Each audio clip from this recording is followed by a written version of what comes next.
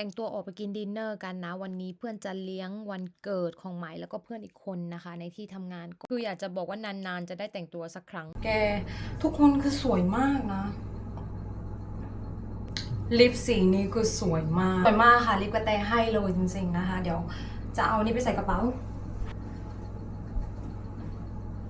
โอเคค่ะทุกคนไปแล้วนะคะเดี๋ยวถ่ายบรรยากาศให้ดูว่าเป็นยังไง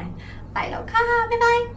แล้วก็นี่คือข้อดีของการทำงานใน Age Care นะทุกคนเราจะมีเพื่อนต่างวัยนะคะอายุ20 30 40 60ก็มีนะคะทุกคนก็คือสนุกมากนะคะเวลาทำงานเพื่อนน่ารักมากสวัสดีค่ะสวัสดีค่ะ